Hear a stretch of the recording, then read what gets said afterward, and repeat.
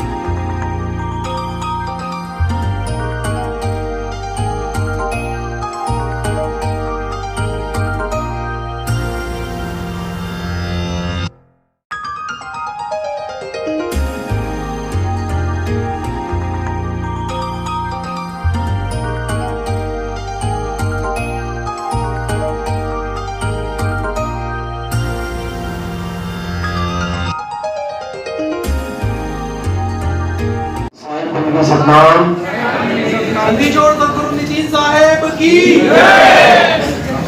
तो आज गाजियाबाद में परम पिता परमात्मा के मुक्ति ज्ञान का प्रचार होने जा रहा है।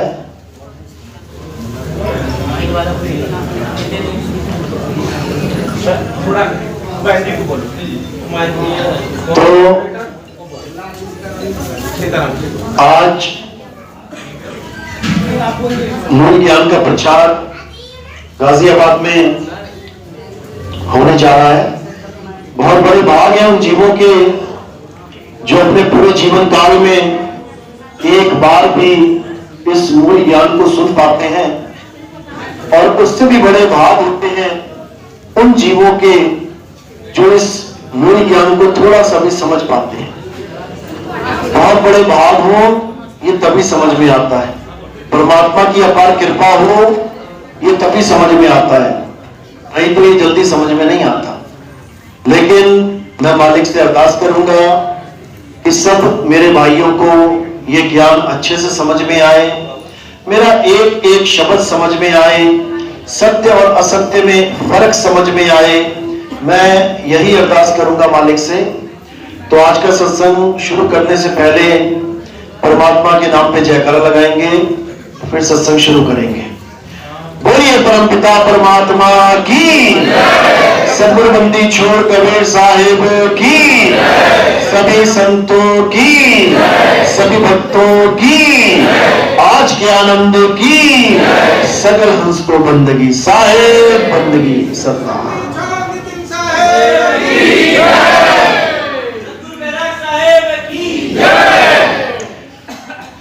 तो मालिक हमेशा यही समझाते हैं कि अपने जीवन में सबसे पहले अगर कोई काम करना है तो गुरु धारण करो। सबसे पहले गुरु की महिमा गाते हैं। परमात्मा से भी ऊपर गुरु को रखा जाता है। किस लिए रखा जाता है? क्योंकि चाहे वो इस संसार का कोई कार्य हो, चाहे वो परमार्थ का कोई कार्य हो, चाहे वो आत्मज्ञान का कोई कार्य हो, बिना गुरु के आपको सही मार्गदर्शन नहीं मिल सकता। चाहे कोई हिंदू है, चाहे कोई मुसलमान, चाहे कोई सिख, चाहे कोई ईसाई, इससे कोई फर्क नहीं पड़ता, उसके जीवन में गुरु जरूर होना चाहिए। तो गुरु की महिमा गाते हुए कबीर साहब ने सबको यही समझाया कि सबसे पहले गुरु धारण करो, बाकी बातें बाद में। क्योंकि ज्ञान कथने वाले बहुत मिलेंगे, लेकिन पूछो क्या तुम्हारा कोई गुरु है, तो कहते हैं नहीं, हमारा कोई गुरु नहीं है। तो याद रखना, जिसका कोई गुरु नहीं होता उसका आध्यात्मिक जीवन कभी शुरू नहीं होता। यानी वो सुनी सुनाई बातें कर रहा है, उसका अपना गुरु कोई नहीं है, उस पर विश्वास कभी नहीं करना। निगुरा है वो, निगुरा। तो साहिब गुरु की महिमा गा रहे हैं कि गुरु मेरे सभी बड़े, अपनी अपनी ठौर, और शब्द विवेकी पारखी, सो माथे का मौत। यानी किसी ने कोई भी गुरु धारण कर रखा है इस संसार में, A to Z कोई भी गुरु अगर किसी ने धारण कर रखा है तो धन्यवाद है उसके, चाहे वो किसी भी लेवल का गुरु क्यों ना हो। अपनी अपनी ठौर, क्योंकि हर ठौर अलग है, हर लेवल अलग है। अगर आपके छोटे छोटे बच्चे आपने LKG में डाले हैं तो वो उस लेवल के गुरु को धारण करेंगे जिस लेवल में वो हैं। गुरु अपने विवेक के द्वारा, गुरु अपनी दया के द्वारा उन बच्चों का और विवेक बढ़ाएगा, उन बच्चों को उस लेवल से ऊपर उठाएगा। वही बच्चे जो आज LKG नर्सरी में हैं, वही देखते देखते पहली, दूसरी, पांचवी, 10वीं, 12वीं कॉलेज में पहुंच जाएंगे। ये सब गुरु की महिमा है, ये गुरु की दया है। गुरु ही है जो शिष्य को आगे बढ़ाता है। लेकिन कबीर साहब समझा रहे हैं कि गुरु मेरे सभी बड़े, अपनी अपनी ठौर। याद रखो कि गुरु धारण तो करना है, लेकिन इस बात पे भी पूरा विचार करना है कि मेरा गुरु किस ठौर तक मुझे लेके जाएगा। कहीं ऐसा तो नहीं कि मैं LKG का गुरु धारण कर लूं और सारी उम्र LKG में ही रहूं, फिर तो मेरा कल्याण नहीं हो पाएगा। ना मैं डॉक्टर बन पाऊंगा, ना मैं इंजीनियर, ना मैं साइंटिस्ट। केवल एक फायदा होगा, अंगूठा छाप नहीं कहलाऊंगा, नाम लिखना सीख जाऊंगा छोटी क्लास में। इससे ज्यादा कोई फायदा होने वाला नहीं है। तो धीरे धीरे धीरे हमने अपने लेवल को समझना भी है कि हमारा गुरु हमें किस लेवल तक का ज्ञान दे रहा है, और धीरे धीरे हमने अगले लेवल को पकड़ना भी है। 5वीं का गुरु 5वीं तक पढ़ा के कभी ये नहीं कहेगा कि अब तुम यहीं रहो, वो कहेगा बेटा आगे बढ़ना है, 6ठी में जाना है। 10वीं वाला कहेगा 11वीं में जाना है। यानी गुरु ही तुम्हें आगे बढ़ाने का रास्ता बताता है। लेकिन दुख की बात यह है कि अध्यात्म में आते ही, यानी भगवान के नाम से जुड़ने के बाद किसी भी गुरु के द्वारा, वो गुरु तुम्हें कभी नहीं कहता कि आगे बढ़ो। सब गुरु वहीं तक अटका लेते हैं। मंत्र जपने वाला गुरु है, वो कहेगा बेटा सारी उम्र मंत्र ही जपो, इससे आगे कुछ नहीं है। अजपा जाप करने वाला गुरु मिल गया, श्वासों में नाम देने वाला गुरु मिल गया, वो कहेगा बेटा श्वासों में नाम जपो, सारी उम्र जपो मरते दम तक, इससे आगे कोई रास्ता नहीं है।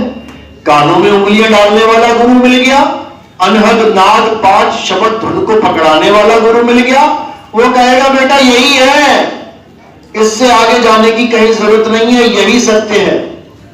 लेकिन दुख के साथ कहना पड़ रहा है कि ये तीनों ही गुरु सत्य नहीं बता रहे। हां, कुछ नहीं से कुछ वाला।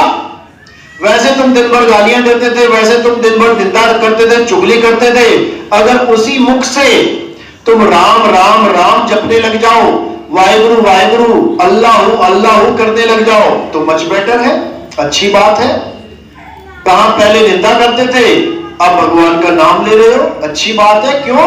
क्योंकि कुछ नहीं से कुछ वाला, गालियां देने से लाख गुना अच्छा है। तुम राम राम करो, श्याम श्याम करो, तुम मुसलमान हो तो अल्लाह अल्लाह करो, सिख हो तो वाहेगुरु वाहेगुरु करो, अच्छी बात है। लेकिन यह परम सत्य नहीं है कि तुम इस दुनिया में केवल अल्लाहू अल्लाहू करने या राम राम या श्याम श्याम करने के लिए आए थे। ये वो चीज नहीं है जो तुम्हें चाहिए। हां, कुछ नहीं से कुछ भला, और आगे बढ़े। 100 में गुरु तक मिल गया नाम दीक्षा देने वाला, अब तुम्हें मुंह पीछे हिलाने की जरूरत नहीं पड़ रही है। अब तुम्हारी श्वासों में ही काम चल रहा है, सांस ले रहे हो, सांस छोड़ रहे हो, नाम चल रहा है, अच्छी बात है, कुछ नहीं से कुछ भला। लेकिन वो नहीं है जो तुम्हें चाहिए था। और आगे बढ़ गए, कानों में उंगलियां डालने वाला गुरु मिल गया, तुम्हें बैठे बैठाए 5 शब्द धुनें मिलने लग गई, उसमें तुम आनंद लेने लग गए। अच्छी बात है, कुछ नहीं से कुछ भला, लेकिन ये वो नहीं है जो तुम्हें चाहिए। ये वो ठौर नहीं है जिस ठौर पे आके तुम कह सको कि हां अब तृप्ति हो गई। ये वो ठौर नहीं है। तो वो ठौर क्या है उसको समझना है।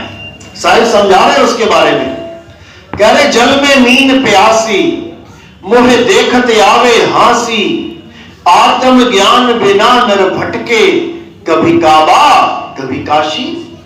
कह रहे जल में मीन प्यासी, पानी में रहते हुए मछली प्यासी की प्यासी पड़ी है, सारी उम्र बेचारी भटकती रहती है पानी की तलाश में, लेकिन उसको पानी प्राप्त नहीं होता है। बिल्कुल उसी तरह जैसे एक हिरन अपनी ही कस्तूरी को ढूंढने के लिए वन वन बेचारा भटकता रहता है, लेकिन कभी अपनी ही वस्तु को प्राप्त नहीं कर पाता। आखिर क्यों? कारण क्या है? कारण यह है कि उसे पता ही नहीं है कि मेरा जन्म इस दुनिया में हुआ ही क्यों है, क्या खोजूं। इंसान को यही नहीं पता है कि हमारा जन्म हुआ तो हुआ क्यों है। क्या करने लगा इंसान? बड़ी बड़ी नौकरियां, बड़ी बड़ी बिल्डिंगें, बड़ा बड़ा नाम, बड़े बड़े पैसे, यही कुछ इकट्ठे करने में लग गया। क्यों? क्योंकि इसको पता ही नहीं है आया क्यों है। इसको पता ही नहीं है कि इसका मुख्य मेन उद्देश्य है क्या इस संसार में आने का। अब जब मेन चीज नहीं पता, किसको पकड़ लिया? माया को पकड़ लिया, जो दिख रहा है उसको पकड़ रहा। पूछो किसी को दुनिया में क्यों आए हो? अरे दुनिया में क्या करने आए हैं? खाएंगे पिएंगे मजे करने आए हैं। ज्यादा क्या करना है? शादी करो, बच्चे करो, दादा दादी बन जाओ, मर जाओ, और क्या करने आए हैं?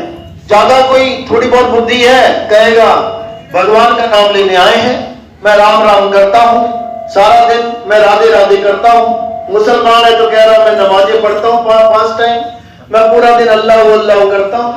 कोई सिख है तो कह रहा मैं पूरा दिन वाहिगुरु वाहिगुरु करता हूं। क्यों करता है? क्योंकि उसे पता ही नहीं है कि मैं करने क्या आया हूं। और अगर किसी ने बताया भी तो अधूरा ज्ञान बता दिया कि राम राम करो, श्याम श्याम करो। दिक्कत ये है। अब करना क्या है? अब समझना है अच्छे से। ठीक है, बहुत कर लिया राम राम, बहुत कर लिया अल्लाह अल्लाह, बहुत कर लिया वाहिगुरु वाहिगुरु। अब समझना है कि करना क्या है।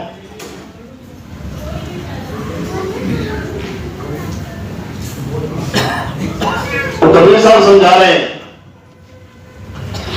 कि एक नाम को जान के, एक नाम को जान के दूजा दे बहा, और चंचल से नीचल भया, नहीं आवे नहीं जा।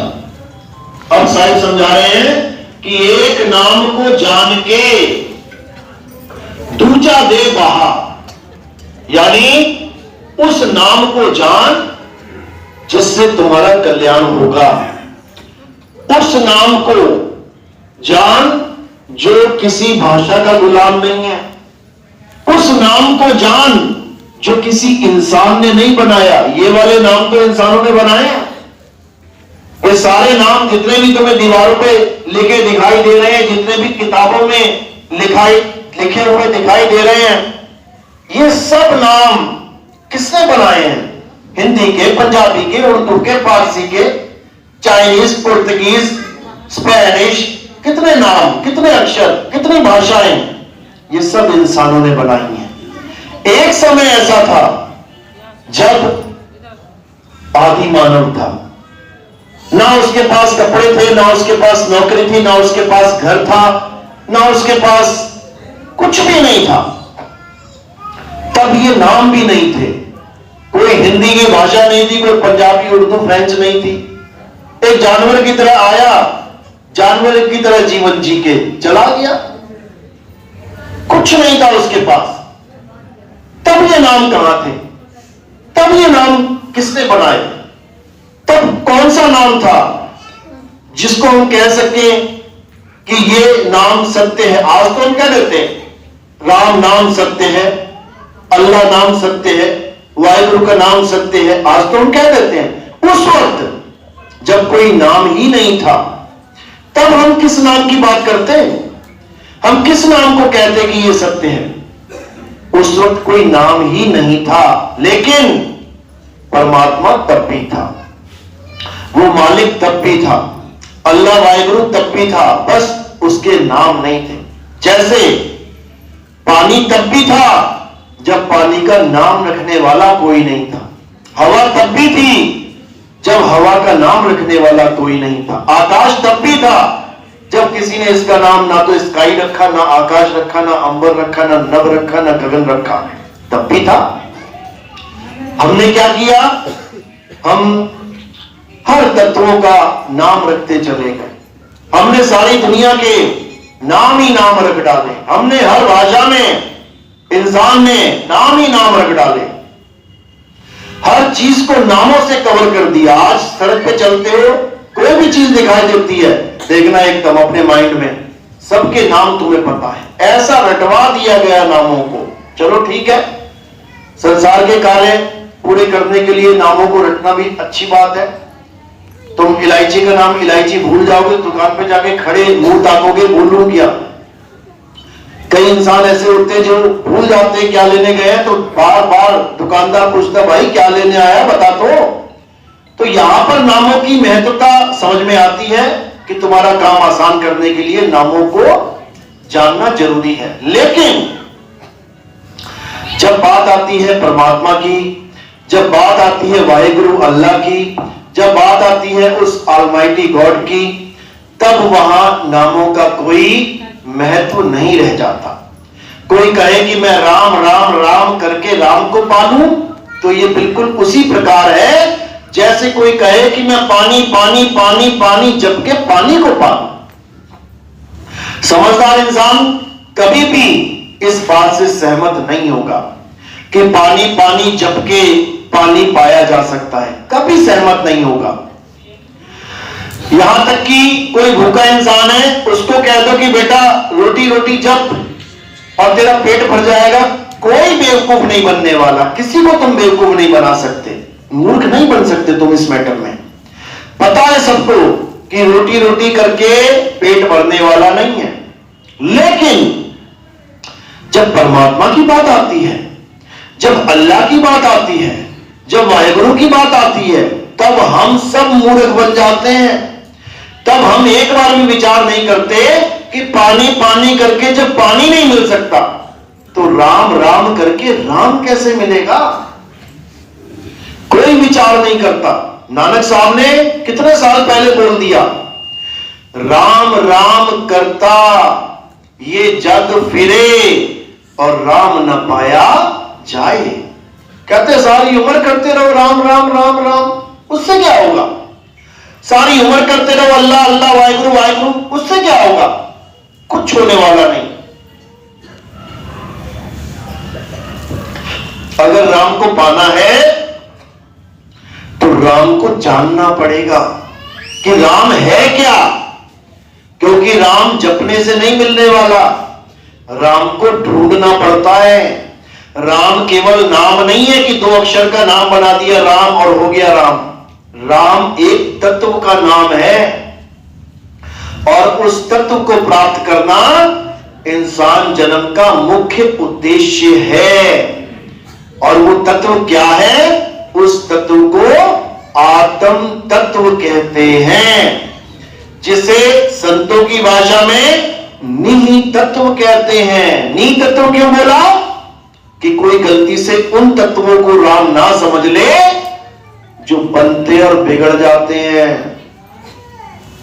कौन से तत्व बनते और बिगड़ते हैं, ये जो दिख रहे हैं ना 5 तत्व, पंच भौतिक शरीर, ये बनते और बिगड़ते हैं। इन तत्वों को राम मत समझ लेना। इन पंच तत्व से बनने वाली काया को राम मत समझ लेना। राम कौन है, आत्म राम ही असली राम है। इसीलिए गीता में भी बार बार यही समझाया गया, हे अर्जुन मैं शरीर नहीं हूं। जो मुझे शरीर करके जानते हैं, जो मुझे मनुष्य करके जानते हैं कि एक आदमी है कृष्ण जी, देखो दीवारों पर बना रखी है फोटो, किसकी बनाई है? हमें समझ में आ रहा है कृष्ण जी क्यों, हम जानते हैं। कोई अंग्रेज आ जाए जो जिसने कभी नाम ही नहीं सुना कृष्ण जी का, कोई अफ्रीका से आ जाए, अगर आप उनको फोटो दिखाओगे तो क्या बोलेंगे? वो कहेगा ये तो एक आदमी खड़ा है। अब इसका क्या नाम है वो बात की बात है, लेकिन सबसे पहले क्या बोलेगा कि ये एक इंसान है, एक गाय के साथ खड़ा है। यानी किसको पहचाना? काया को पहचाना। गाय की भी काया को पहचान गया। शेर नहीं बोला, गाय है, गाय के साथ कौन खड़ा है? आदमी खड़ा है। अब वो आदमी कृष्ण है, राम जी है, श्याम जी है, वो बात की बात है। यानी उसने कृष्ण जी को क्या माना? एक शरीर मान लिया, एक इंसान का शरीर। बस यहीं पे अज्ञानता आ गई। इसी को कृष्ण जी समझाते हुए कह रहे हैं कि जो मुझे मनुष्य की भांति यानी इंसान के जैसा समझता है वो कभी मुझे समझ ही नहीं सकता, क्योंकि मैं शरीर नहीं हूं। मैं कौन हूं? हे अर्जुन, मैं आत्मा हूं। ना तो मेरा कभी जन्म होता है, ना ही मेरी कभी मृत्यु होती है। तो इसी को समझना है। कृष्ण जी का जन्म और मृत्यु नहीं होती तो हमारा भी जन्म और मृत्यु नहीं होता, क्योंकि हम भी अविनाशी हैं। अविनाशी का मतलब जिसका जन्म और मृत्यु नहीं होता। इसीलिए बोला जाता है, हमारे ग्रंथों में लिखा भी है, ईश्वर अंश जीव अविनाशी। अब गा तो सभी रहे हैं लेकिन कोई समझ नहीं रहा कि आखिर अविनाशी हैं तो क्यों हैं, ये कोई नहीं जान पा रहा। इसी को समझाने के लिए बड़े बड़े संत महात्मा, बड़े बड़े ऋषि मुनि हमें ज्ञान समझाते हैं, हमें आत्म तत्व का बोध करवाते हैं, हमें आत्मा के बारे में समझाते हैं। आत्मा का नाम सुना ना सबने? सबने सुना है? हाथ खड़े करो एक बार। सबने सुना ही होगा सत्संग। अपनी अपनी आत्मा लेके आए सारे? बहुत अच्छी बात है, साथ लेके आए हो। एक बार चेक कर लो जरा, हाथ लगा के। है पक्का? पक्का। मिस कॉल तो नहीं है कहीं गलती से? पक्का। तो ये कैसे पता लगा कि हम अपनी आत्मा लेके आए हैं? क्योंकि हम यहां बैठे हैं, हम बोल रहे हैं, हम हिल रहे हैं, डुल रहे हैं। तो सोचने वाली बात है कि हम आत्मा को लेके आए कि आत्मा हमें लेके आई है? आत्मा हमें लेके आई है। आत्मा हमें लेके आई है। बहुत बढ़िया। तो तुम हो गया, आत्मा तो आत्मा तुम्हें कैसे लेके आएगी? जो अपने आप को शरीर मान रहा है वो ये कहेगा कि आत्मा मुझे लेके आई है, यानी मैं बिना आत्मा के नहीं चल सकता। होता है ना, शरीर के बिना उंगली नहीं हिल सकती, आत्मा के बिना शरीर की उंगली नहीं हिल सकती, आत्मा के बिना शरीर की सांस नहीं चल सकती, आत्मा के बिना शरीर में खून दौड़ रहा है वो नहीं दौड़ सकता, आत्मा के बिना शरीर कुछ नहीं कर सकता, खत्म। अब जो अपने आप को शरीर मान रहा है वो क्या सोच रहा है कि आत्मा मुझे चला रही है। और जो ज्ञानी पुरुष है वो क्या समझ रहा है? वो खुद को आत्मा ही जान रहा है और वो ये समझ रहा है कि मैं एक आत्मा हूं और मैं अपने शरीर को यानी रथ को चला रहा हूं। इसको समझ लो, क्योंकि तुम खुद आत्मा हो, तुम शरीर नहीं हो। लेकिन जैसा रंग चढ़ाया हुआ है पहले से ही, वो रंग उतरने का नाम नहीं ले रहा। भगवानों को शरीर बना दिया तो इंसान की क्या हैसियत है भाई? वो भी शरीर बना बैठा है। कोई आदमी बना बैठा है, कोई औरत बना बैठा है, कोई लड़का बना बैठा है, कोई लड़की बना बैठा है। जबकि एक भी इस पूरे संसार में जितने भी लोग हैं एक भी शरीर नहीं है, सब आत्मा ही आत्मा है, जिसको हम जीवात्मा कह देते हैं। जीवों में रहने वाली आत्मा, आत्मा की ताकत। तो इसी को बोला है ईश्वर अंश जीव अविनाशी। लेकिन अविनाशी अपने आप को भूल चुका है कि मैं अविनाशी हूं और किसकी पूजा करने में लगा है? जो नाशवान चीजें हैं। पत्थर नाशवान, अभी देखो पत्थर को हथौड़ा मारो 2 टुकड़े हो जाएंगे। कोई मूर्ति है, मूर्ति की पूजा करने में लगा है, मूर्ति को देखो खंडित हो जाती है, पंडित जी खुद ही बाहर फेंक देते हैं मूर्ति को। कोई पानी में विसर्जन कर देता है, कोई पीपल के नीचे रख देता है। तो अविनाशी जीव मूर्ति की पूजा कर रहा है जो खंडित हो जाती है, जबकि वो खुद अखंड है। अविनाशी जीव खुद अमर है, लेकिन खुद अमर होते हुए भी नाशवान मूर्तियों की पूजा कर रहा है। क्यों? अज्ञानता की वजह से। यह नहीं है कि बुरा है पूजा करना, पूजा करना अच्छी बात है, लेकिन कब तक? जब तक तुम्हें आत्मा का ज्ञान ना हो तब तक खूब पूजा करो, इसमें कोई बुराई नहीं है। कई लोग कहते हैं जी पूजा करना बुरा है, बिल्कुल नहीं। जैसे डॉक्टर है, जब तक डॉक्टर ना बन जाए तब तक उसे छोटी क्लासें पढ़ना ही पड़ेगा। LKG पढ़ ली, UKG पढ़ ली, पहली दूसरी पांचवी। अब कोई कहे नहीं जी पहली पढ़ के तो डॉक्टर बन ही नहीं सकते।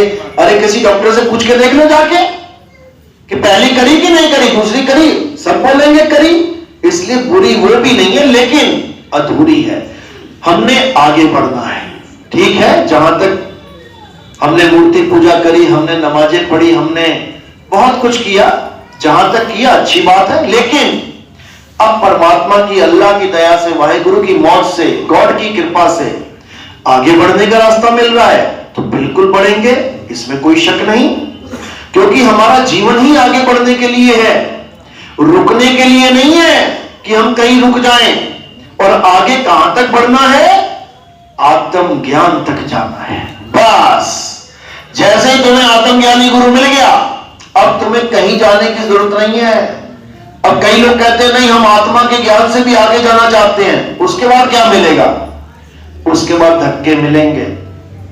याद रखो, तुम्हारे जीवन का लक्ष्य है घी प्राप्त करना, और घी कहां है? दूध में ही है। तो परमात्मा कहां है? आत्मा में ही है। आत्मा में जब तुम्हारी सूरत स्थित होगी तब तुम्हें परम गति मिलेगी, उसी को परम आत्मा कहते हैं। यानी तुम जीव आत्मा नहीं रहे, अब तुम ही परमात्मा हो जाओगे। कैसे हो जाओगे? सुनने में बड़ा अजीब लगता है, क्या बात कर रहे हो, हम ही परमात्मा हो जाएंगे? बिल्कुल हो जाएंगे। कैसे? जैसे एक नदी, मानो गंगा नदी, जब तक वो मिट्टी के ऊपर दौड़ रही है, यानी धरती के ऊपर दौड़ रही है, क्या वो कभी समुद्र कहला सकती है? चाहे कितना ही पानी इकट्ठा क्यों ना हो जाए, कितना ही बड़ा चौड़ा मार्ग क्यों ना बन जाए नदी का, समुद्र नहीं कहला सकती। समुद्र कब बनेगी? जब वो धरती को छोड़ के सीधे समुद्र में विलीन होगी, तब कोई नहीं कहेगा उसको कि अब ये गंगा है। अब क्या बन गई वो? समुद्र ही हो गई। बस इसी प्रकार कबीर साहब समझा रहे हैं कि अविनाशी जीव परमात्मा का ही अंश है, लेकिन जब ये अपने अंशी में समा जाए तो ये फिर जीव नहीं रह जाता, इसकी हस्ती खत्म हो जाती है। ये वो हो जाता है जिसको ये ढूंढ रहा है। लाली देखन मैं गई, मैं ही हो गई लाल, ये वो अवस्था बन जाएगी। तो धर्म कविताल जी महाराज समझा रहे हैं इसी भेद को। कह रहे कोटि तो ब्रह्मा भय और कोटि भय ईश, साहिब तेरी बंदगी से ये जीव हुए जगदीश। ये जीव ही जगदीश होगा, लेकिन कब होगा? जब अपनी हस्ती खत्म करके मालिक की हस्ती में लीन हो जाएगा। इसीलिए बोला अध्याय 3 17वां श्लोक गीता में कि हे अर्जुन, नाना प्रकार के माया के बंधनों को तोड़ के जो भगत अपनी आत्मा में लीन होता है, जो अपनी आत्मा में रमण करता है, जो अपनी आत्मा में तृप्त हो जाता है, हे अर्जुन, उसके लिए कोई धार्मिक कर्म कर्तव्य लागू ही नहीं होता। उसको कुछ करने की जरूरत नहीं है, उसको मंदिर जाने की जरूरत नहीं है, उसको मस्जिद जाने की जरूरत नहीं है, उसको कहीं गुरुद्वारे या चर्च जाने की जरूरत नहीं है। क्यों? क्योंकि उसने दूध को ढूंढ लिया है जिसमें घी छुपा है, यानी उसने अपनी आत्मा में डुबकी मार के परमात्मा रूपी आनंद को प्राप्त कर लिया है। अब उसे कहीं जाने की जरूरत नहीं है। इसी को समझना है बस। और जैसे ये समझ में आ जाएगा, हिंदू, मुस्लिम, सिख, ईसाई, ये सारे झगड़े, ये सारे धर्मों के बंधन, ये सारे जितने भी तुम्हें लग रहा है कि ऐसा वैसा हो रहा है संसार में, बम फट रहे हैं, झगड़े हो रहे हैं, किसके लिए हो रहे हैं? ये सब नाम के झगड़े हैं। अल्लाह बड़ा नहीं, वाहिगुरु बड़ा नहीं, गॉड बड़ा नहीं, राम बड़ा। अब किसी को पूछो तुमने अल्लाह को देखा क्या? नहीं देखा तो नहीं। वाहिगुरु देखा क्या? नहीं, वाहिगुरु भी नहीं देखा। गॉड देखा? नहीं, वो भी नहीं देखा। राम देखा? नहीं देख। तो भैया बड़ा छोटा के पीछे लड़ रहा है, क्यों लड़ रहा है? कभी देखा हो तब तो बात करो कि कौन छोटा कौन बड़ा। देखा किसी ने नहीं, लेकिन लड़ने के लिए सब तैयार है। जिसके नाम पे लड़ रहे हैं वो कभी ना आए लड़ने के लिए। राजा लड़ते देखे हमने, लेकिन यहां तो प्रजा लड़ रही है। अभी किसी दो देशों में लड़ाई हो जाए तो कौन लड़ेगा वहां पे? सरकारें लड़ेंगी, फौजी लड़ेंगे, या नॉर्मल जो वहां के बाशिंदे हैं, सिटीजन है, वो लड़ेंगे? सिटीजन नहीं लड़ेगा भाई, फौजी लड़ता है, सरकारें लड़ती हैं। लेकिन यहां पर सरकार तो मजे में है, ना अल्लाह आ रहा है, ना वाहिगुरु आ रहा है, ना गॉड आ रहा है, ना राम आ रहा है। सरकारें तो मजे में है। कह रहे सरकार करे ऐस और चेले करें बहस। चेले बहस कर रहे हैं, आपस में झगड़े कर रहे हैं, आम जनता झगड़ा कर रही है। अरे भाई, अगर अल्लाह बड़ा और राम बड़ा, अगर ये लड़ाई है तो अल्लाह और राम की कुश्ती करवा दो ना भाई। क्यों नहीं करवा देते एक बार? भाई अल्लाह वाहिगुरु गॉड एक बार सब आके एक बार लड़ रहे आपस में, जो जीत गया सब उसको मान लेंगे। क्यों नहीं ऐसा बोल देते? क्योंकि अल्लाह वाहिगुरु गॉड राम चार है ही नहीं, इसीलिए नहीं हो रहा है जंग उनका।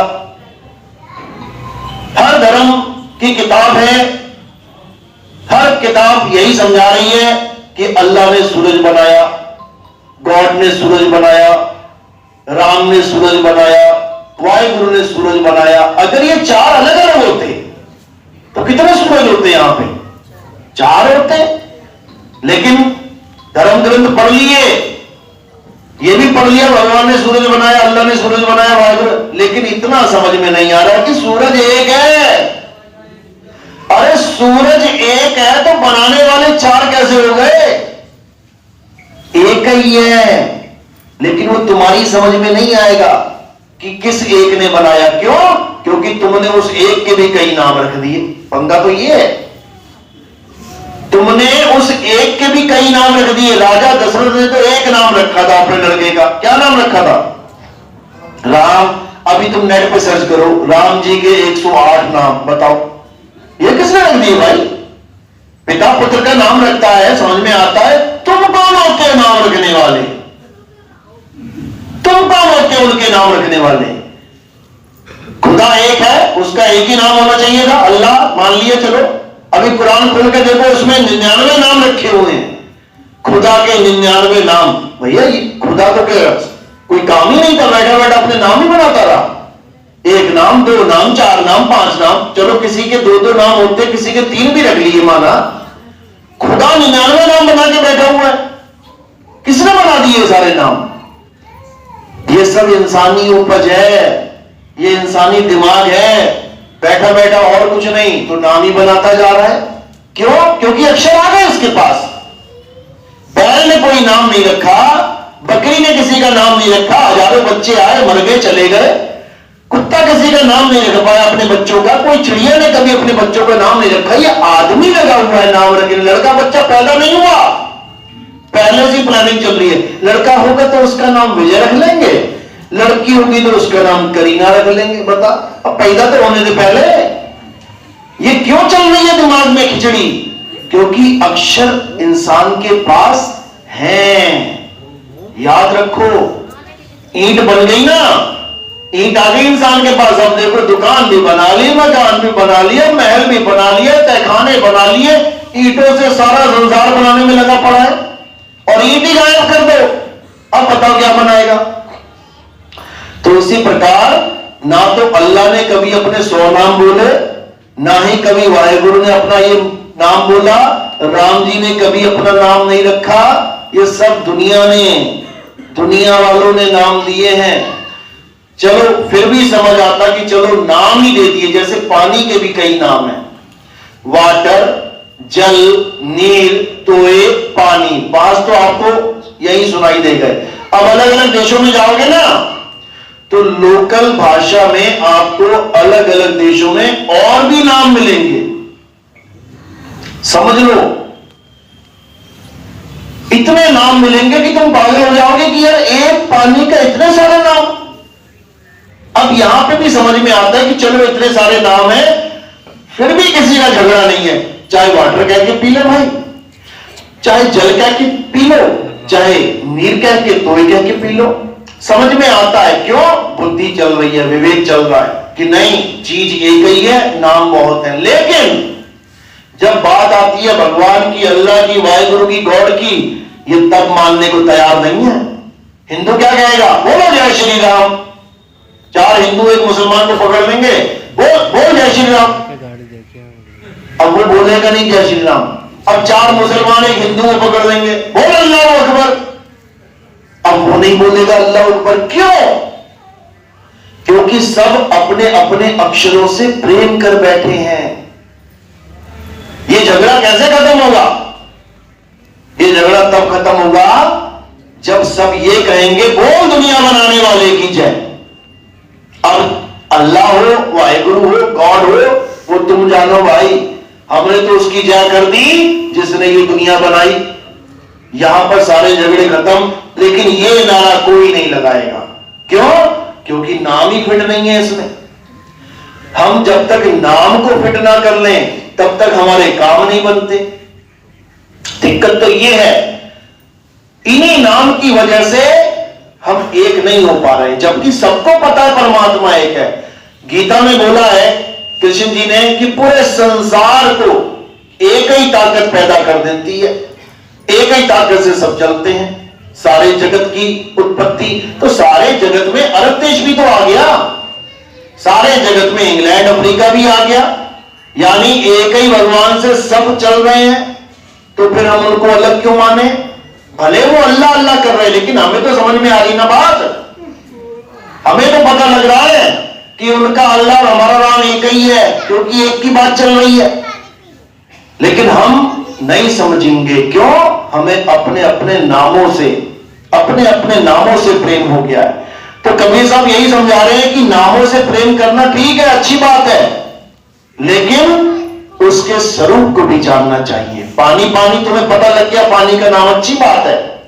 लेकिन अगर तुम्हें पीने को पानी नहीं मिला तो वो पानी करना तुम्हारे जीवन का सबसे बड़ा कष्ट हो जाएगा। जैसे रेगिस्तान में तुम्हें प्यास लगी, हजारों किलोमीटर रेत ही रेत है, तुम्हारे मुंह में तो पानी का नाम है, पानी पानी पानी, लेकिन उससे क्या होगा? उससे तुम्हें कष्ट होगा। कष्ट इसलिए होगा क्योंकि तुम्हें पानी नहीं मिल रहा है। नाम तो तुम्हें पता लग गया उसका, लेकिन उसका स्वरूप यानी उस वस्तु का ज्ञान कि वो पानी कहां है वो तुम्हें नहीं पता लग रहा है। नाम तो खूब पता लग गया, राम राम, अल्लाह अल्लाह, वाहेगुरु वाहेगुरु, लेकिन वो है कहां, मिलेगा कहां, ये पता नहीं लग रहा। अब इसका एड्रेस कहां बताया गया है?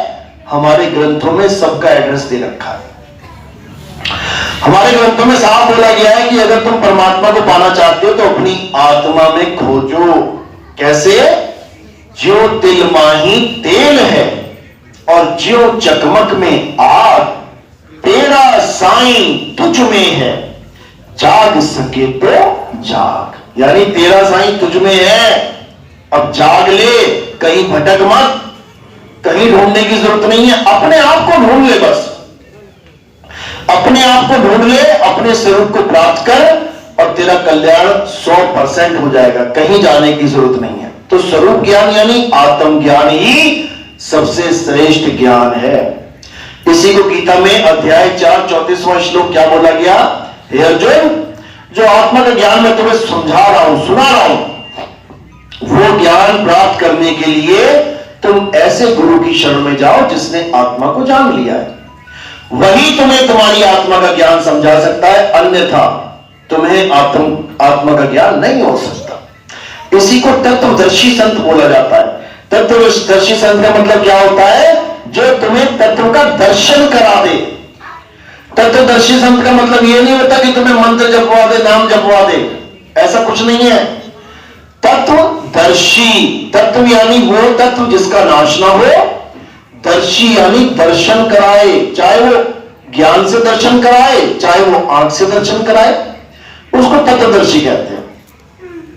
आंख से दर्शन करने वाले पंचभौतिक तत्व हैं और ज्ञान दृष्टि से दर्शन होने वाला आत्म तत्व है। तो उसी आत्म तत्व को हमने जानना है, यही हमारे जीवन का लक्ष्य है। और जब हम आत्म तत्व को जान लेंगे तो ये भेद खत्म हो जाएगा। हिंदू है, हिंदू होकर अपनी आत्मा को जाने। कृष्ण जी ने यह नहीं कहा कि केवल हिंदू अपनी आत्मा को जाने, उन्होंने कहा सबको अपनी आत्मा का ज्ञान प्राप्त होना चाहिए। हिंदू है, हिंदू होके जाने, मुसलमान है, मुसलमान होके जाने, सिख है, सिख होके जाने, ईसाई है, ईसाई होके जाने। जब सब अपनी अपनी आत्मा को जान लेंगे, यानी खुद को पहचान लेंगे, तो खुद में ही आ जाएंगे। सारा संसार से ध्यान हट जाएगा और खुद में आ जाएगा। तो खुद में आएगा तो खुदा को पाएगा। खुद में आ इज इक्वल टू खुदा। खुदा वो नहीं है जो सातवें आसमान पे बैठा हुआ है। लोगों को लगता है कि सातवें आसमान पे बैठा है खुदा। खुदा वो है जो तुम्हारे जर्रे जर्रे में समाया हुआ है, जो तुम में समाया हुआ है, उसको खुदा कहते हैं। लेकिन उसको पाने की विधि ना पता होने के कारण लोग लगे हुए हैं, कुछ भी मानते चले जा रहे हैं। तो इसीलिए कबीर साहब हर अज्ञान का खंडन करते हुए केवल आत्म ज्ञान की बात करते हैं कि आत्मा को जानो, आत्मा को पहचानो। तो अब क्या करना है? अब हमने केवल और केवल अपने ध्यान को एक जगह एकाग्र करना है। और वो एक जगह क्या है? वो तुम्हारी ही आत्मा है। अपने आत्म ज्ञान में रमण करना है। बात समझ में आ रही है मेरी? बहुत अच्छी बात है। तो अब एक ही लक्ष्य होना चाहिए, इसके अलावा और कोई लक्ष्य जीवन का नहीं होना चाहिए। और भी कई चीजें हैं जो समाज सुधार की, जो हम आगे से आगे प्रमोट कर रहे हैं। वो क्या है? अंगदान। आपको अंगदान भी करना चाहिए, बॉडी दान भी करना चाहिए। उससे क्या फायदा होगा? अच्छे से समझ लो। जैसे किसी के पिता की किडनी फेल हो गई, अब वो क्या कर रहा है? अब वो भगवान से अरदास कर रहा है कि हे भगवान, मेरे पिताजी की किडनी ठीक हो जाए। ये हो गई ऑप्शन नंबर 1। लेकिन इस ऑप्शन नंबर 1 से अगर काम बन जाए तो हॉस्पिटलों की जरूरत ही नहीं है। अब उस दुआ से काम नहीं बन रही है तो क्या हो रहा है? हॉस्पिटल जा रहे हैं, डायलिसिस चल रहा है। अब उससे भी अगर काम बन जाए तो कोई मरे ही ना, कोई मरे ही ना। लेकिन किडनी का सारा कुछ करवाते करवाते भी निकल जा रहे हैं लोग। अब जो तीसरा लास्ट ऑप्शन है वो सबसे बढ़िया है। और लोग सोचते भी हैं एक बार कि काश कोई मेरे पिताजी को या मेरी माताजी को या मुझे ही अपनी किडनी दान दे दे। कौन? अरे जो मर गए एक्सीडेंट में, जल गए, जो आत्महत्या कर ली किसी ने, या कुछ भी ऐसा इंसिडेंट हो गया, एक्सीडेंट हो गया, वो तो सब कुछ ठीक होता हुआ भी जला दिया गया। किडनी भी जल गई, आंखें भी जल गई, हार्ट वाल्व भी जल गया, सारा कुछ जल गया, किसी के काम नहीं आया, राख बन गया। बिल्कुल उसी तरह जैसे तुम्हारे मोबाइल की छोटी सी बैटरी खराब हो गई, या तुम्हारे मोबाइल का कीपैड खराब हो गया और तुमने उस पूरे मोबाइल को जला दिया। एक चीज खराब होती है तो हम क्या करते हैं? हम उस चीज का एक पार्ट लेके आते हैं। 2 ऑप्शन होती है, या तो नया ले लो या फिर पुराना ले लो। किसी की गाड़ी खराब होती है, देखो 2 ऑप्शन होती है, या तो नया पार्ट ले लो या फिर मार्केट में जाके कोई पुराना पार्ट डलवा लेते हैं, अपना काम चल पड़ता है। इसी प्रकार हमारे शरीर को भी एक मशीन समझो, एक मोबाइल समझ लो, रथ समझ लो, कार समझ लो। सारे अंगों में कोई ना कोई चीज फिट की गई है और ये नकली नहीं मिलती है बाहर से, ये हम और तुम ही दे सकते हैं एक दूसरे को। तो इसलिए अपनी बॉडी को डोनेट करना है ताकि हम समाज का कुछ भला करें, एक दूसरे की मदद करें। और ऐसा नहीं कि हम करें, क्या पता हमारे गुरु भाई हमारे काम आ जाए, क्या पता किसके काम कौन आ जाए, मालिक की दया हो जाए। आग में जलाने से, मिट्टी में दबाने से तो मिट्टी होगा, राख होगा, किसी के काम आ जाए उससे बढ़िया क्या बात होगी। तो एक संस्था है ORBO, ये एम्स के द्वारा जुड़ी हुई है, एम्स से कनेक्टेड है। तो उसके बारे में भी आज आपको पैम्फलेट दिए जाएंगे और बताया जाएगा, फॉर्म भरवाए जाएंगे। क्यों? क्योंकि इससे दो फायदे होते हैं। पहला फायदा, सबसे बड़ा फायदा क्या है कि आप उन अंगों को दे सकते हो जो अंग आर्टिफिशियल नहीं बनाए जा सकते। और मरने के बाद आपने क्या लेके जाना है यहां से? तुम अपनी बॉडी नहीं ले जा सकते, तो आंख किडनी कहां लेके जाओगे? यही मिट्टी में खत्म हो जाएगी। और दूसरा फायदा क्या है? इससे हमारा अहंकार नाश होता है। यानी हमें जो मोह का रोग लगा हुआ है, देह अहंकार, देह से मोह, मैं प्यारा, ये सब खत्म हो जाएगा। जिस दिन आप फॉर्म भर दोगे ना, फिर ये शरीर आपका नहीं रहा। समझो, किराए की गाड़ी मिलती है ना, 200 किलोमीटर चले कार में, बढ़िया एसी में, बढ़िया बैठ के, क्या करते 200 किलोमीटर खत्म होने के बाद? उस गाड़ी को छोड़ देते हैं। क्यों छोड़ देते हो पता है? कारण क्या है? कई लोग किराए का मकान नहीं छोड़ पाते। किराए के मकान में आते, देखो कितने केस लगे हुए। किराए के मकान में रहते रहते रहते मकान मालिक को कहते तू है कौन, अब तो मैं ही रहूंगा यहां पे। देखो कितने केस है। कारण पता है क्या है? Mind setup. उसने अपने दिमाग में ये सेट कर लिया है कि इस मकान में मैं रहता हूं, ये मेरा ही है। तो मकान मालिक बेचारा रोने लग जाता है। चलो ये वाला तो रो सकता है, ये वाला नहीं रोएगा। जिसने ये मकान दिया है उसको नहीं तुम रुला सकते कि मैं नहीं जाता छोड़ के। है कोई धुरंधर ऐसा? कान से पकड़ के निकालेगा वो। तो इसलिए हमारा माइंड सेटअप होता है कि हमने अगर किराए की चीज कोई ली है तो उसको वापस करना है। इसलिए वो किराए की चीज वापस करने में हमें कोई दुख नहीं होता। कार ले ली, बाइक ले ली, मिल जाती है किराए पे, पूरा पूरा दिन चलाओ, शाम को वापस कर दो। लेकिन ये जो गाड़ी हमें मिली है, कहां से मिली है? ये कौन सी दुकान से, कौन सी गली में मिल गई थी? कहां मिली है? मां के गर्भ में। ये गाड़ी हमें मां के गर्भ में मिली है। और ये गाड़ी लेके हम इतने इतने इतने अज्ञानता में आ गए कि हम अपने आप को गाड़ी समझने लग गए। इसलिए ये छूट नहीं रही, इसलिए ये गाड़ी छूट नहीं रही है। ये फॉर्म भरने के बाद क्या होगा, तुम्हें समझ में आ जाएगा कि ये गाड़ी मेरी नहीं है भाई, मुझे यहीं देके जानी है। तो मेरी गाड़ी के पास किसी और को मिल जाए, उसका कल्याण हो जाए, उससे मुझे फायदा ही होगा। जैसे बड़े बड़े लंगर लगाते हैं ना लोग, क्यों लगाते हो? कुछ पुण्य मिल जाए, कुछ फायदा हो जाए, भगवान खुश हो जाए।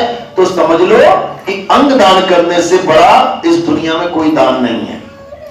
तो इसको भी हम प्रमोट करते हैं। और जो भगत भाई हैं अंगदान करना चाहते हैं वो कर सकते हैं, अपने अपने शहरों में भी कर सकते हैं, बहुत अच्छी बात है।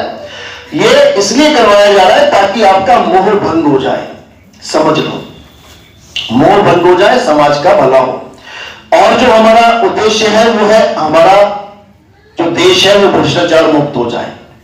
एंटी करप्शन, यानी कि मैं रिश्वत नहीं दूंगा और ना ही लूंगा, बस ये प्रण कोई कर ले तो समझ लो कि सब सुधर जाएंगे। छोटे से छोटा चपरासी और बड़े से बड़ा जो पदों पे बैठे हुए हैं, सबके दिमाग में एक ही कीड़ा है कि मैं क्यों सुधरूं, जब सब ये कर रहे हैं तो मैं भी यही करूंगा। तो मेरे भाई, अगर यही काम रहा कि मैं क्यों सुधरूं, तो तुम किसी भी एंगल से धार्मिक तो हो ही नहीं। समझ लो, ये बात तो दुर्योधन भी कह सकता था, मैं क्यों सुधरूं, जब कंस नहीं सुधरा, रावण क्यों सुधरा, मैं क्यों सुधरूं। नहीं सुधरोगे फिर महाभारत होगी और फिर पापियों का नाश होगा। इसलिए एक मौका मिला है मेरे भाई, यहां से एक सुई नहीं उठा के ले जा सकते तुम। किसी गरीब से 50,000 लेके कैसे लेके जाओगे तुम? उसके दिल के ऊपर रख के अपने पत्थर पड़ जाएगा तुम्हारे सीने पे। इसलिए अब मौका है, कुछ साल है, चंद साल है तुम्हारे पास। आज तक बेईमानी का रोल कर लिया, अच्छी बात है, अब तुमने ईमानदारों वाला रोल करना है। अब तुमने सुधरे हुए इंसानों वाला रोल करना है। ये जिंदगी एक रोल है, इससे ज्यादा कुछ नहीं है। किसी को मां का रोल मिल गया, किसी को बेटी का, किसी को बहन का। इस रोल में इतना मगन हो गए कि अब मैं अपने आप को बेटा ही समझने लग गया किसी का, मैं अपने आप को मां समझने लग गई किसी की, मैं तो पत्नी हूं, मैं तो पति हूं। ये रोल ही खत्म नहीं हुआ दिमाग से। जबकि 2 मिनट होते हैं और जो रोल का पात्र है उसको निकाल दिया जाता है, संसार से चला जाता है। क्या ले गया बताओ? तो अब इस कलयुग में जो सतयुग आना है वो यही है जो हम लोग कह रहे हैं कि जी कलयुग में सतयुग आएगा। कलयुग, अरे कैसे आएगा सतयुग? जब हम ही सत्य नहीं है तो सतयुग कहां से आएगा? इसलिए हमने ही सतयुग का बीज बोना है, समझ लो। तो हमने क्या करना है? हमने भ्रष्टाचार मुक्त भारत बनाना है। पूरा विश्व भ्रष्टाचार मुक्त होगा, बिल्कुल होगा, लेकिन शुरुआत हमसे ही होगी। तो इसलिए एंटी करप्शन भी ज्वाइन कर सकते हैं आप। और उसके बाद आपको जो कार्ड मिलता है वो कार्ड एक अपनी ही पावर है। आपके बच्चों को कहीं पर भी आपने नौकरी दिलवानी है, कुछ भी आपसे कोई पैसा मांगता है, केवल व्हाट्सएप कर देना अपने कार्ड, दोबारा जीवन में कभी पैसा नहीं मांगेगा आपसे। हमारे कितने भगत है, कोई कहता है मेरे 50,000 बच गया, कोई कह रहा मेरा 1 लाख बच गया, मेरे बच्चे के एडमिशन के लिए 2-2 लाख रुपए मांगा जा रहा था, मैंने एक कार्ड की फोटो भेज दी, एडमिशन भी हो गया, एक पैसा भी नहीं लगा। खुद एग्जाम क्लियर करके हमारे ही एक भगत की बहन जिसको नौकरी मिल गई है, अब वहां बस लेटर लेना है जाके, उसके लिए उसको 50,000 रुपए देने पड़ रहे हैं। और वो इधर उधर से इंतजाम कर रहे हैं कि कोई कम करवा दे, 30 ले लो, 20 ले लो। हमारा भगत जो एक नॉर्मल इलेक्ट्रीशियन है, वो कहता आप मुझे बताओ कौन है, कौन पैसा मांग रहा है। वो जाके उसने बस अपना कार्ड दिखाया और वो कहते हम तो मजाक कर रहे थे जी, अपनी बहन को कल से भेज देना। कहने का मतलब इस कार्ड की अपनी ही वैल्यू है और इसको समझो, इसको जानो, तब जाके आप एक जागरूक नागरिक कहलाओगे। तब जाके हम कह सकते हैं कि अब न्यू इंडिया आने वाला है। बातों से नहीं आएगा, करामातों से आएगा। भगवान बातों से नहीं, करामातों से खेल खेल के गए हैं यहाँ पे। तो सबसे बड़ी करामात क्या है? जब हम सुधर जाएं, यही सबसे बड़ी करामात है। तो जब हम सुधरेंगे तो देश सुधरेगा, समझे? चलो, तो आज का सत्संग यही समाप्त करते हैं। और नाम दीक्षा वाले जो हैं, प्रथम दीक्षा वाले हाथ खड़ा करें।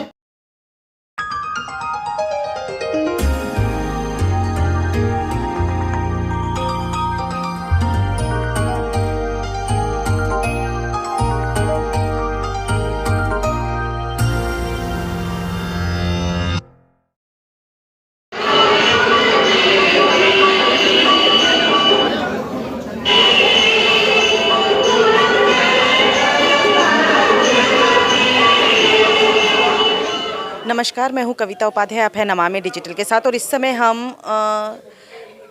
एक सत्संग में बैठे हैं। विशाल भव्य शोभा यात्रा यहाँ पर निकली है नितिन साहिब जी की।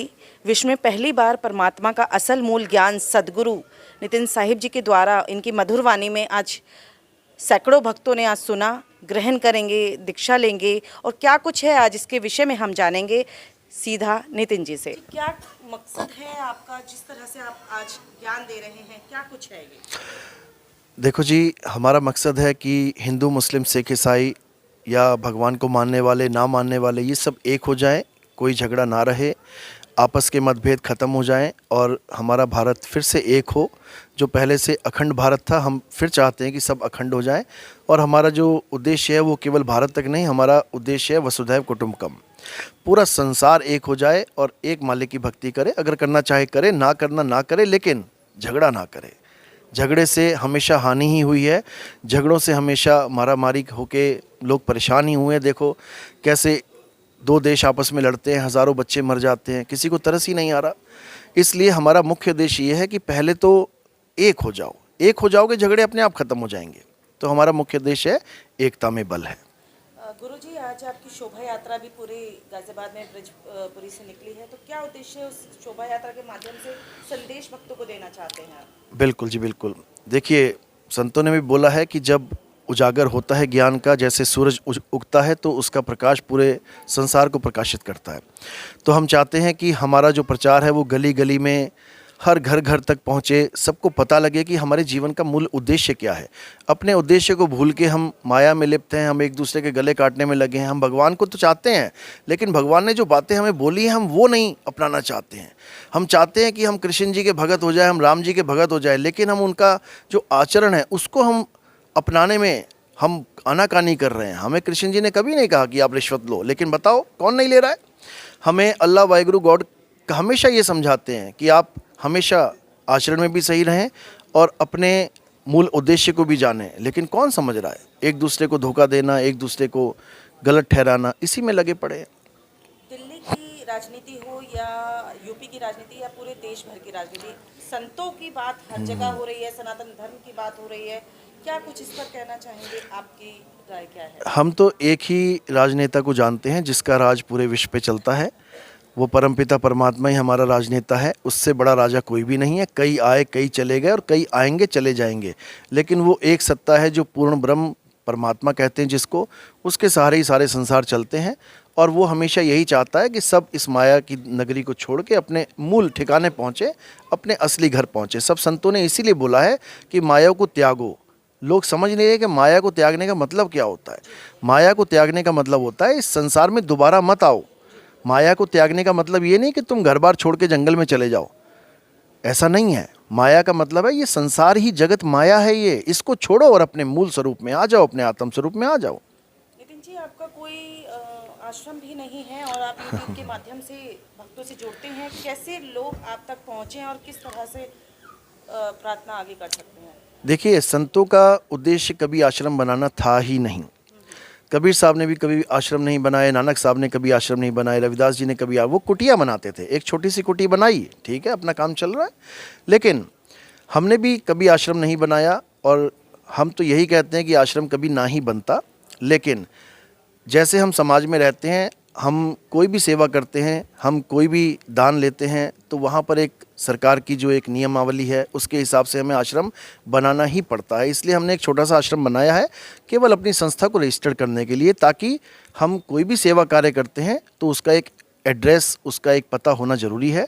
इसलिए जिस आश्रम को बनाया गया, मैं रहता नहीं हूँ वहाँ पे, वो मेरे लिए ना के बराबर ही है, क्योंकि मेरा काम है पूरे संसार में भ्रमण करना, घर घर जाके जीव जीव तक पहुँच के पूरे संसार में इस मूल ज्ञान का प्रचार करना। नितिन जी, अंत में क्या कुछ गुरु मंत्र आपके माध्यम से दर्शकों को आप देना चाहेंगे? हमारा एक ही गुरु मंत्र है कि खुद को जानो।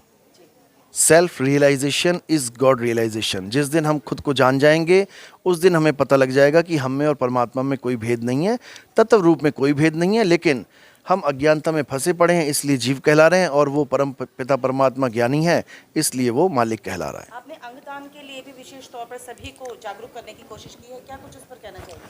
अंगदान बहुत ज़रूरी है, क्योंकि हमने खुद देखा है हमारे ही कई प्रिय लोगों को मरते हुए उन अंगों के लिए जो हम उनको बड़े आराम से प्रोवाइड करवा सकते हैं हम, क्योंकि परमात्मा ने हमें एक नहीं दो दो दे रखे हैं।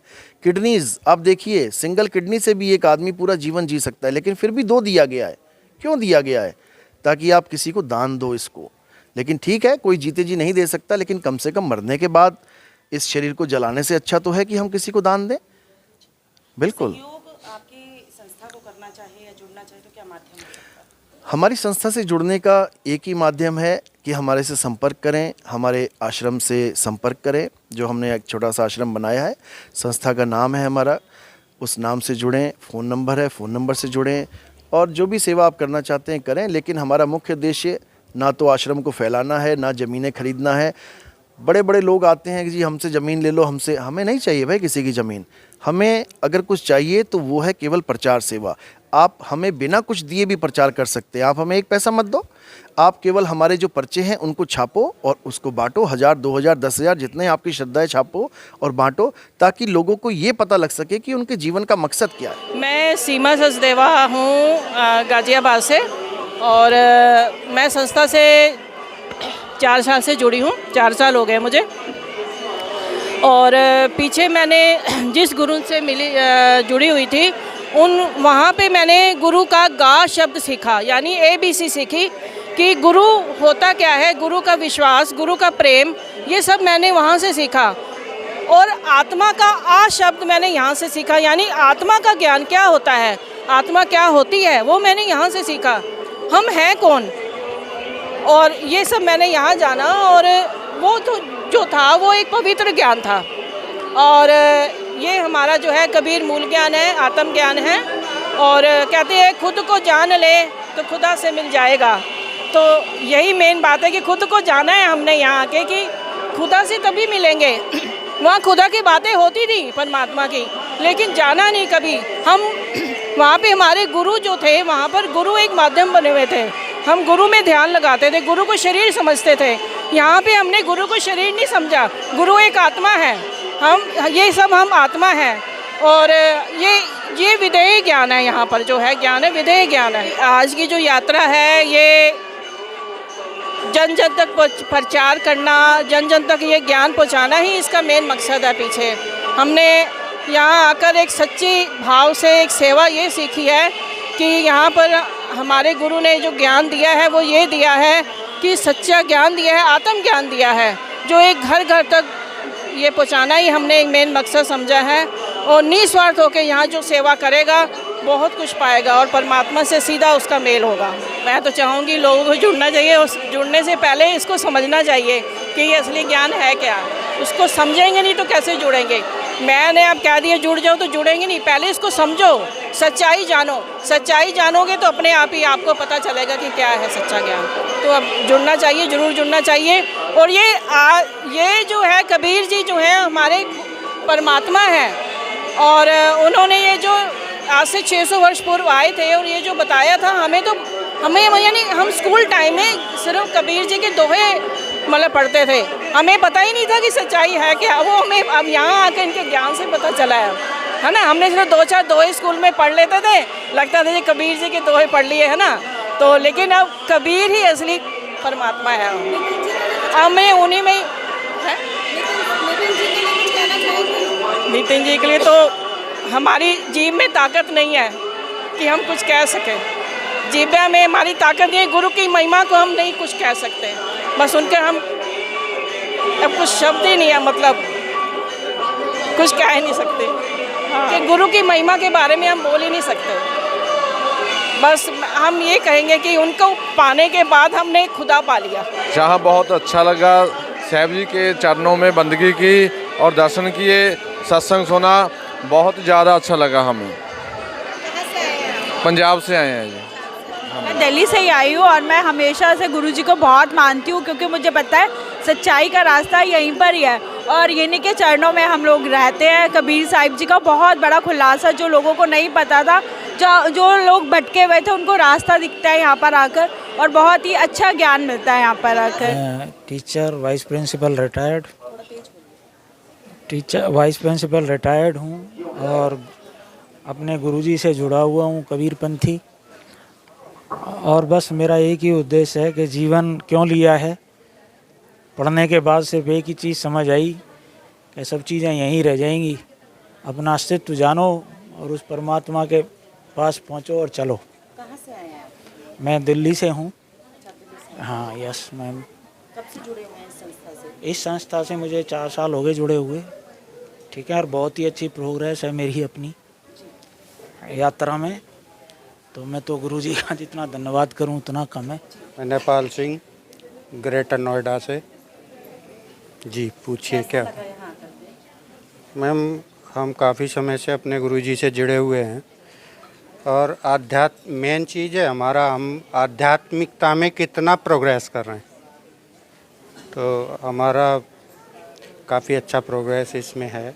आध्यात्मिकता में हमें जो चीज़ें मिली हैं वो शायद संसार में नहीं मिलेंगे। बस अपना गुरु तो गुरु ही हैं, गुरु से बड़ा और क्या है संसार।